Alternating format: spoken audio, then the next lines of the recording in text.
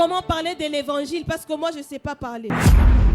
Il te oint deuxièmement pour ce que toi tu vas faire. Tu seras son témoin. Dis après moi témoin. Ce matin, j'aimerais qu'on soit une génération où nous serons des témoins de Christ. Bien aimé, lorsqu'on parle de témoins, nous voyons une personne qui vient pour donner des preuves, pour que la personne qui compare soit disculpée. Je suis venu te dire, tu es le témoin du Christ. Non pas parce que Christ est condamné, mais pour que tu donnes des preuves visibles, des preuves tangibles, pour qu'on voie en toi que Christ est mort et ressuscité. La bonne nouvelle de ce matin, je suis en train de déclarer sur ta vie. Fini la saison où on dira où est les dieux que vous êtes en train de servir. Mais on dira montre-moi les dieux que tu es en train de servir. Parce qu'un vrai témoin, lorsqu'on l'appelle, il doit avoir forcément des preuves tangibles. Mais ce matin, nous sommes plus que 10, nous sommes plus que 20, nous sommes plus que 30. Nous sommes des témoins du Christ.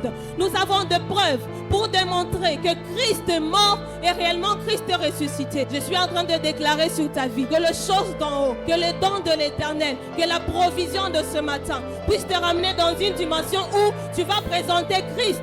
En route, tu présentes Christ. Dans ta famille, tu présentes Christ.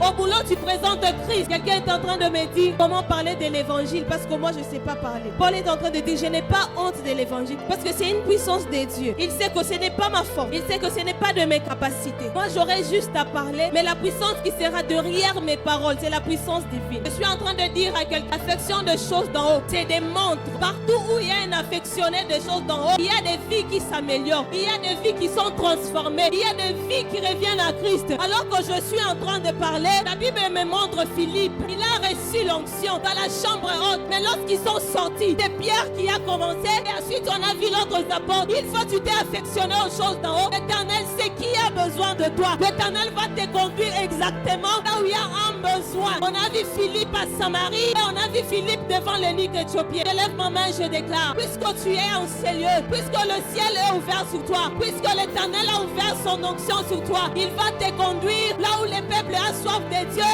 mais ils ne savent pas par où s'en sortir. Il va te conduire là où il y a les enfants de Dieu qui sont perdus. Il va te conduire. Amen.